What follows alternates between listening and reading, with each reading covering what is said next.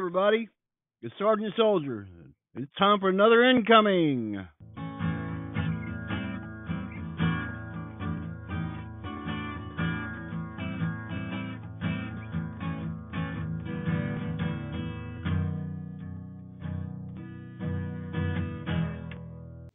Hey everybody, it's Sergeant Soldier. It is in the wee hours of the morning because that's just how I kind of roll. And I'm putting this together, and I'll probably let it premiere a little later in the morning. But we got a good incoming. I've kind of held off a few days to kind of accumulate everything because we got several things going on here. And I can't wait to show you. Here it comes. All right, first up, we got kind of personal avatars. Blakely was my Chewbacca. I was the Han Solo. In our little journey down in Panama together.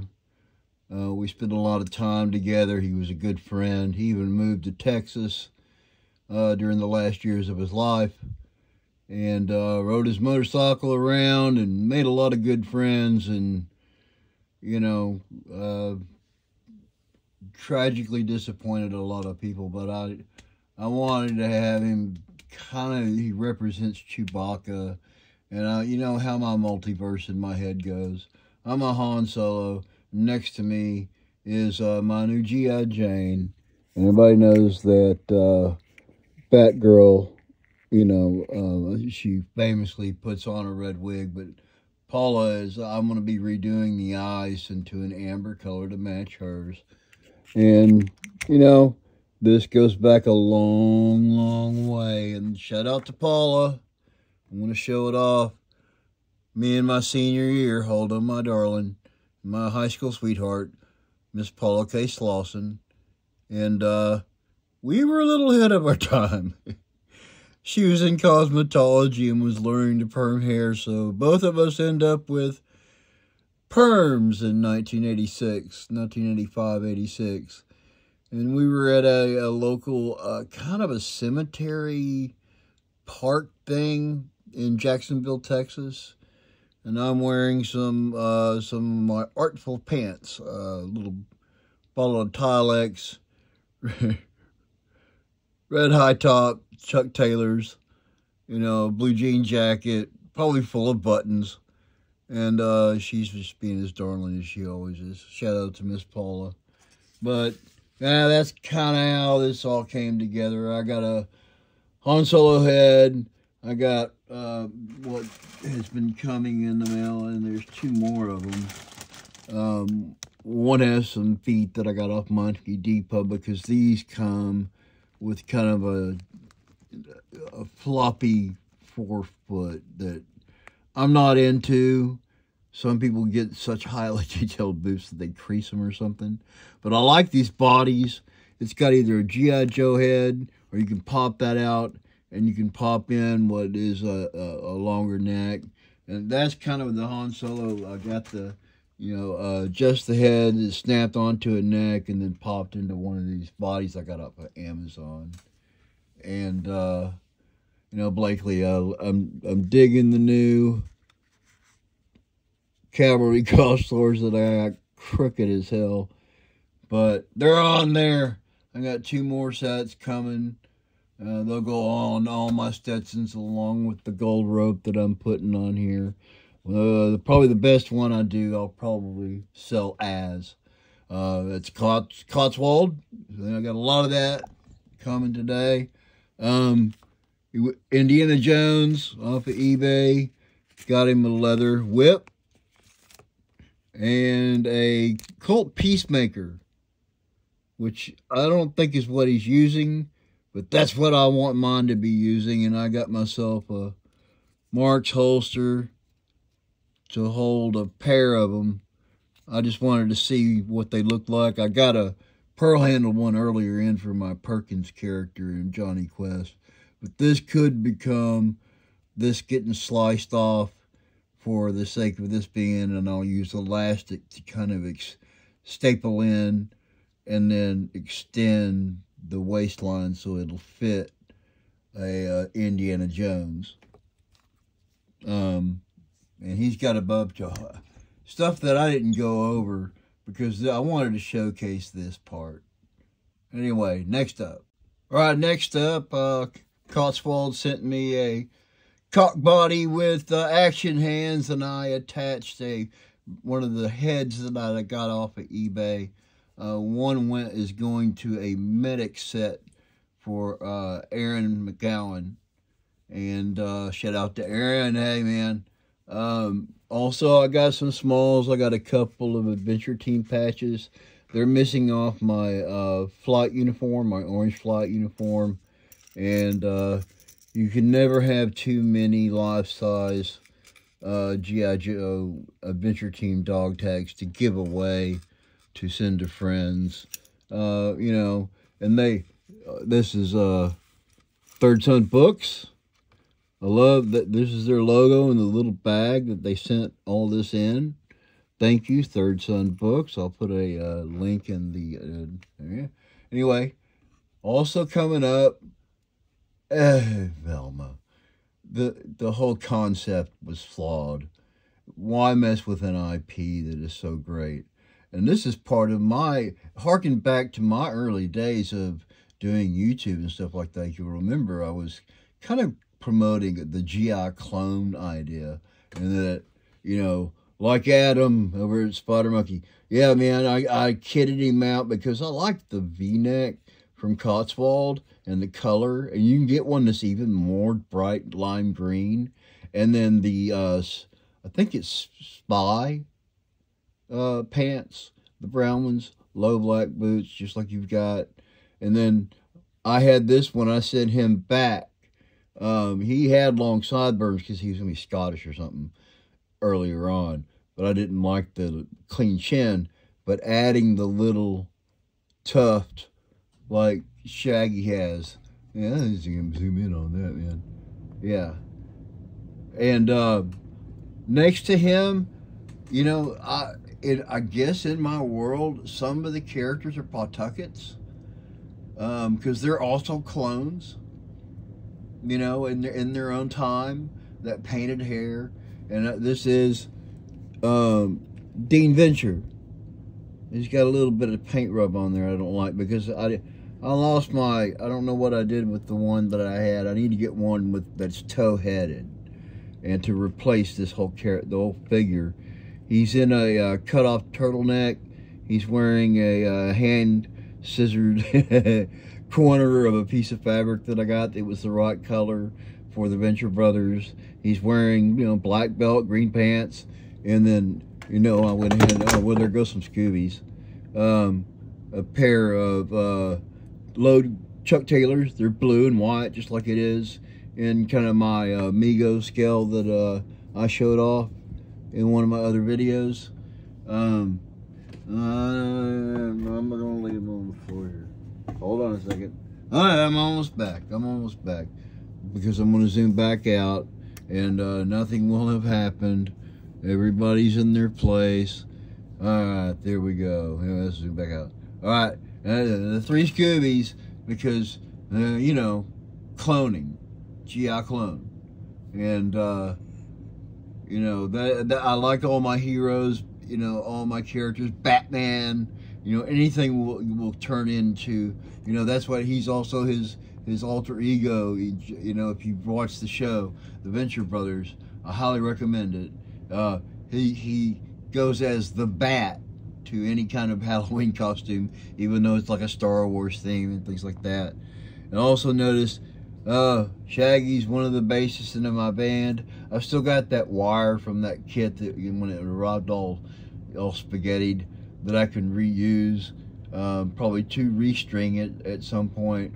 But I want to varnish the handle and all that before I do that, and maybe paint in the frets with a pen, or maybe even score them somehow with something hot, to make frets and add dots and all that to it.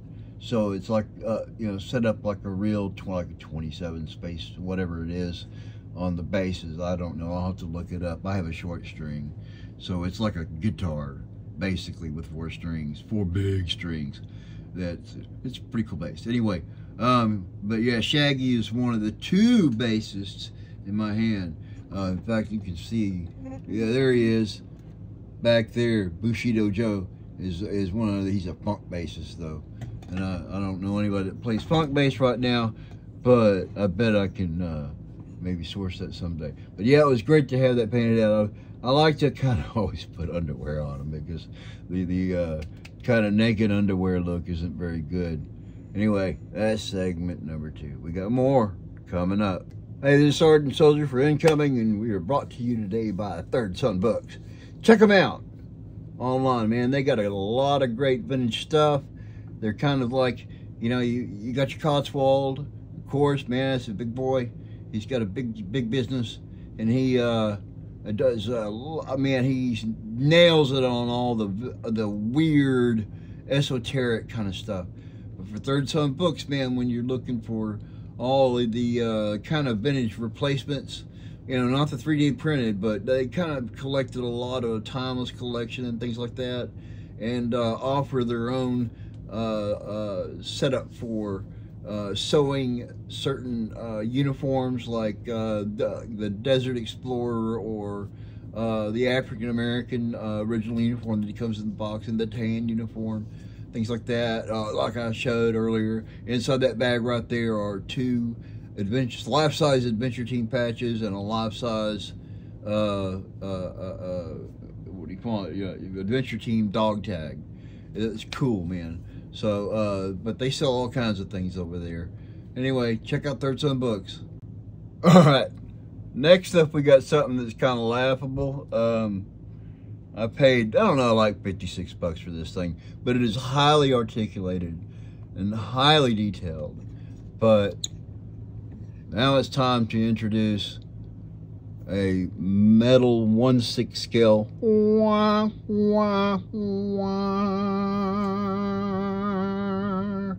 into it. Yeah, I got this is a shout out to my friend Lieutenant Colonel Jeff Smith, who plays the bugle at the Patriot Guard Riders, and like for funerals for veterans and things like that. He's a solid dude.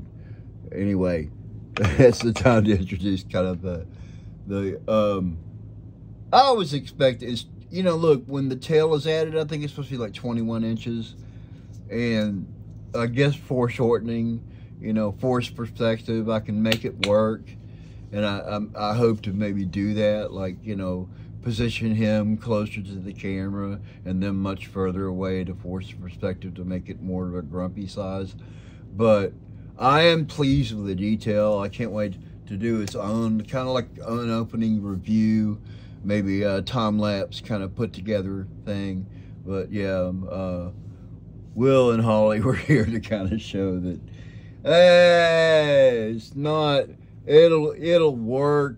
He might make a good junior dinosaur that they got to worry about, but I am looking already at one that is a full 36 inches. The problem is when they get that big, they're not very articulated. So this would be better for like a stop motion kind of forced perspective kind of thing, maybe, and work it that way. Like put him in the way back in the background, like he's really huge, and put little trees and shit, you know, and kind of do it that way. That would be fun. So, you know, it's not a total loss, but how small he was. Anyway, this is this portion. I'll see you. We got more segments coming. All right, next up is General Dwight D. Eisenhower. You know, give it up. This is one of those figures. He fits into my Johnny Quest early years, like Dr. Benton Quest early year, how him and Race meet at Princeton, and, you know, Race being kind of a playboy, but, you know, there's a certain, you know, that's to his personality, but even then he's got white hair, you know. But my cousin Judd over here, he's, you know, sitting there, looking, zoom on him. He's actually my Race Bannon early years kind of stand-in, and he'll be getting a nice shirt and tie that he wears and all that. But when the 47 incident, we'll call it, happens while he's at Princeton. He's developed some kind of communication saying he knows where to go to meet them at the landing, so to speak. And that's going to be a whole, hopefully, photo story that I've been scripting for a long time. And when he gets there, Dwight D. Eisenhower is, supposedly retired, but still in uniform with 5 stars, and all that. So he figures kind of directly into what is going to happen, in the years to come. So I needed him, and I found one loose. He had leggings on. I took them off. I thought they looked silly. But it comes with the Rainbow Division patch, with Flaming Sword, Gideon, I guess, and 2 flags, U.S. Army, yay, go Army, and an American flag that needs a spot of glue to keep it in place, it appears. But comes with his ribbons, fruit salad, 5 stars, something like that, 5 stars in the collar. And I was hoping, I don't know why I thought that was going to end up being the more pilot looking, but it came real boxed and squared away. He's got his fading hair, big bushy eyebrows, and he'll be probably on set a little more like that, but I don't know, reasonable likeness, I don't know. For Pawtucket, yeah, I didn't go spend a whole lot of money on this. I got because it was loose, I got a pretty good deal. Get a zoom in on his head. What do you think? This dude stands up, and he's Pawtucket, he counts, he's G.I. Joe, walks up on stage and says he's Dwight Eisenhower. I don't know, I guess most of my audience is going to buy it when he's talking to a young Dr. Benton Quest. Naval intelligence during World War II, during the last year.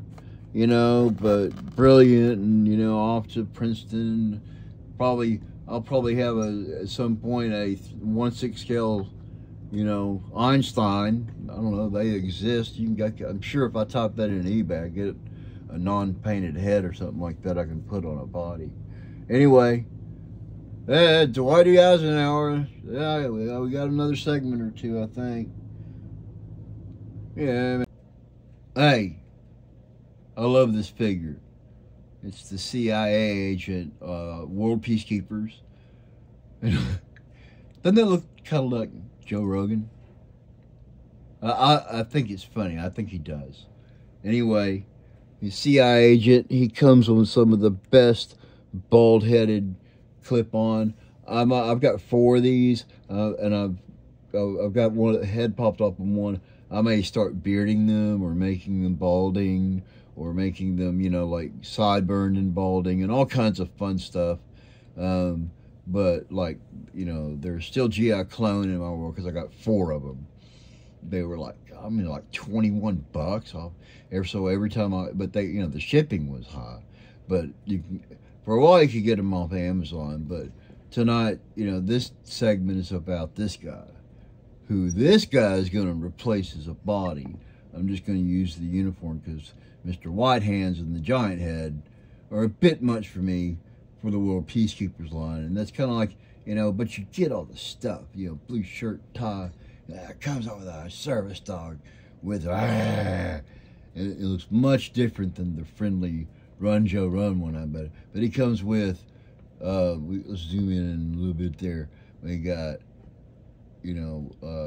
megaphone, handcuffs, service hat, peak cap, looks like baton, and radio, but I suit and tie. It's got the chest rig on and all that, maybe the camera, dark pants, light blue shirt.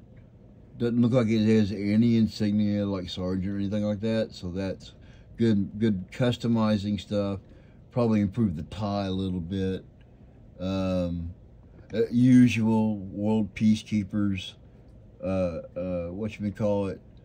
strapping. It's kind of, yeah, you know, it's not going to hold, so you got to improve it. Tall black boots, and it's a cook and play. Yay, world peacekeepers police officer. But I needed one, I don't know, you know, not politics really, but kind of proving a no matter what you do kind of point.